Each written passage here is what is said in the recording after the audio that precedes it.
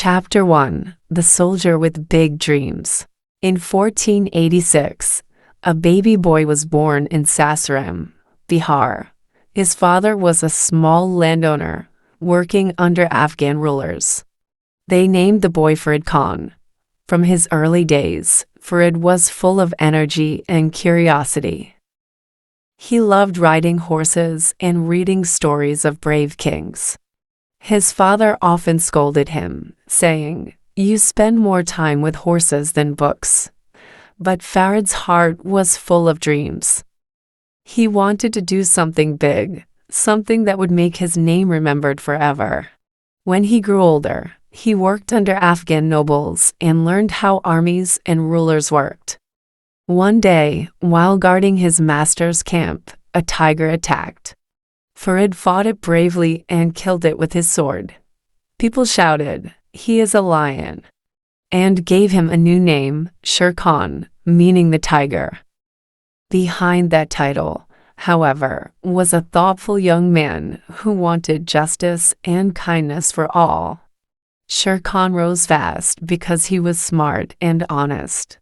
He handled land problems wisely and spoke with calm confidence. Many soldiers joined him because they trusted him. For them, Sher Khan was not just a warrior, he was hope. They said, "He fights with his sword, but he rules with his heart."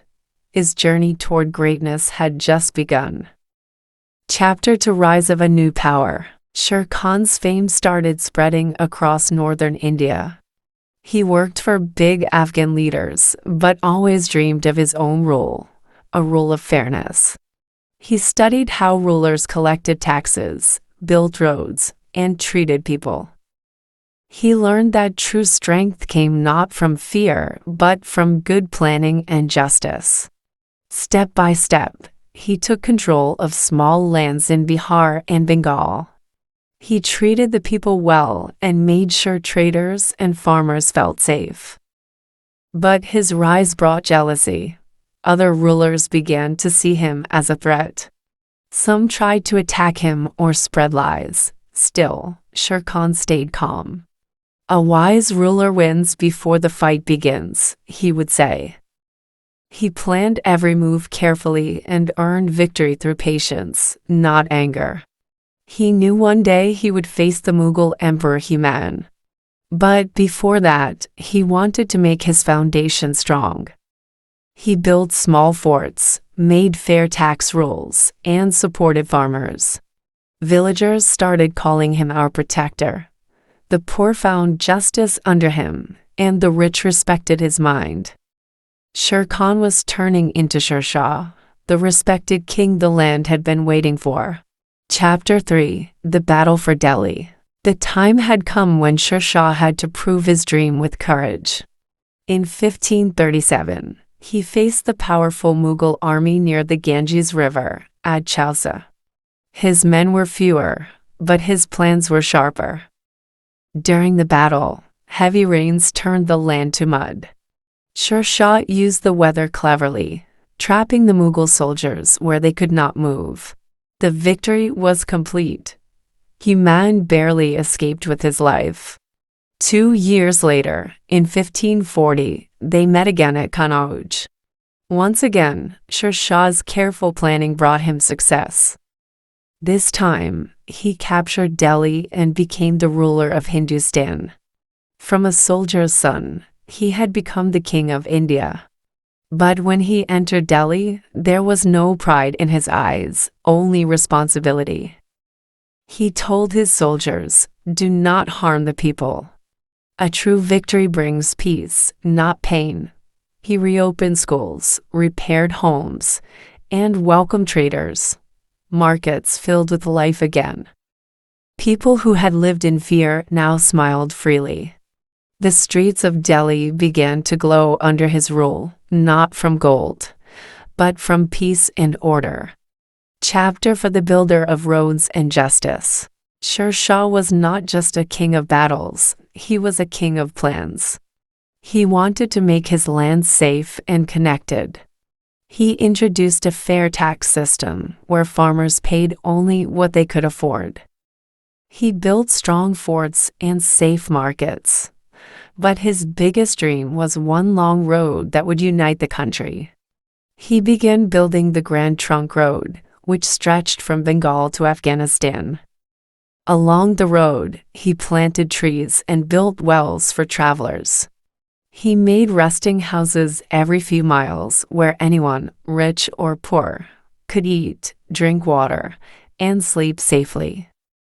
He also started a system for carrying messages quickly. Horses and riders were placed along the road to deliver letters between cities. For the first time, people felt truly connected. Trade grew fast, and travelers said, under Sher Shah's rule, the road is as safe as a garden path. He believed in fairness. His officers were told to treat everyone equally. During his rule, people said that even a lone woman carrying gold could walk safely under the moonlight. That was the peace he built.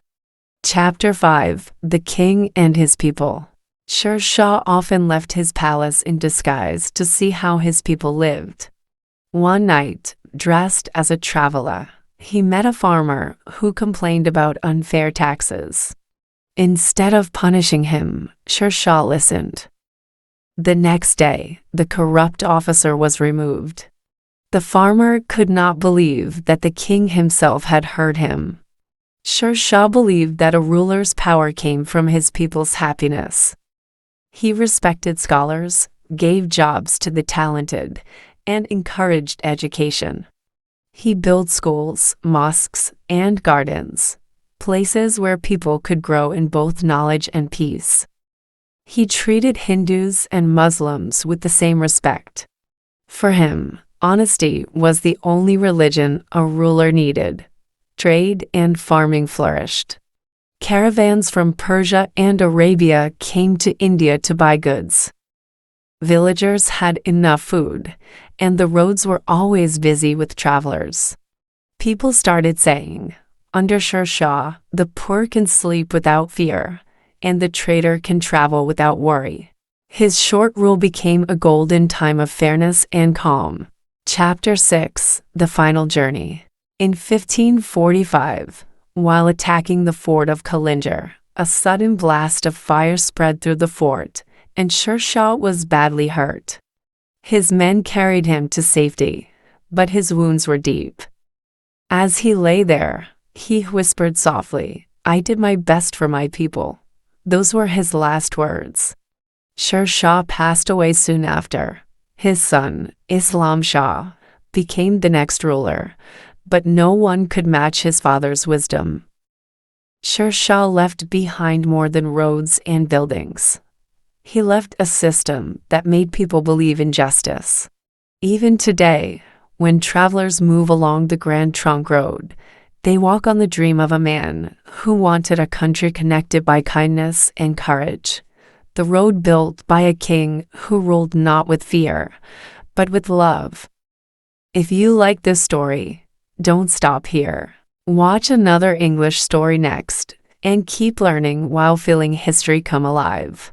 Subscribe to Glorious English, and let's keep walking together on the road of stories, one legend at a time.